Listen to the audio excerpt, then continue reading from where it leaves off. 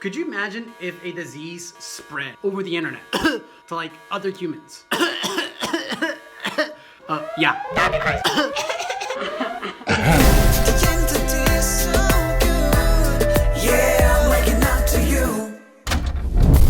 Great morning! What's up, everybody? JC here with Rising. So the other day I heard about this promotion by Corona and how everybody's partying and drinking Corona and... Okay, obviously I'm kidding. I'm kidding. At first I thought the coronavirus was like some hashtag movement for drinking cerveza on the beach.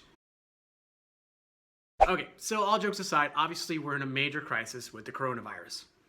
So it's really interesting that there's this invisible thing that is going around that can really hurt people and potentially kill them.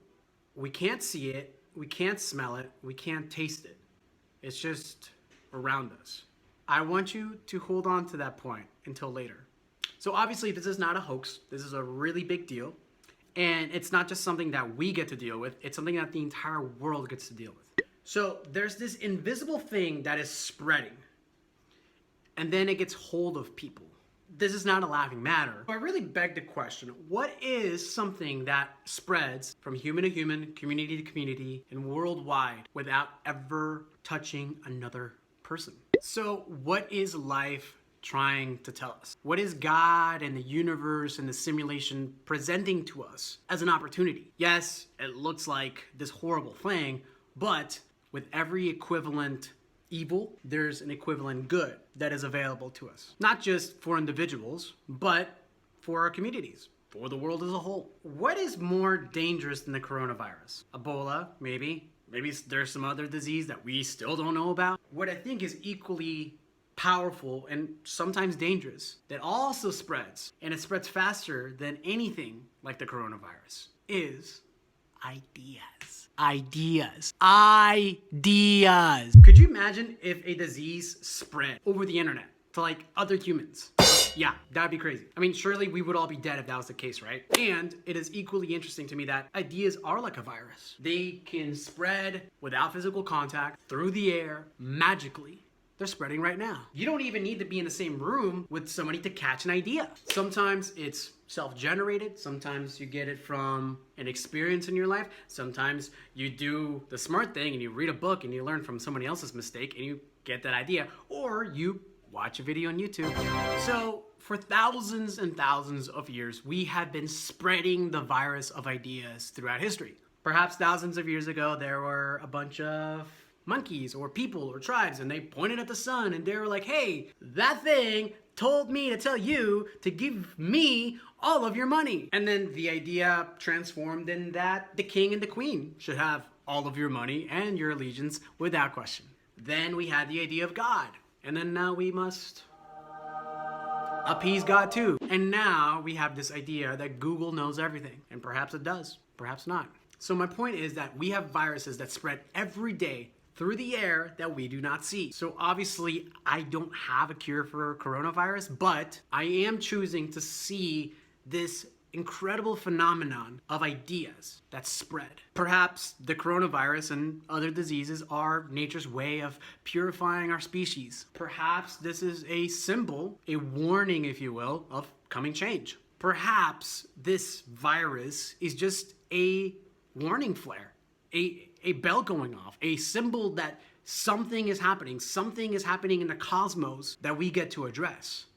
And perhaps the coronavirus is a gift that we as humans must curate the lesson so that we can learn to evolve and expand exponentially into the cosmos of the galaxy.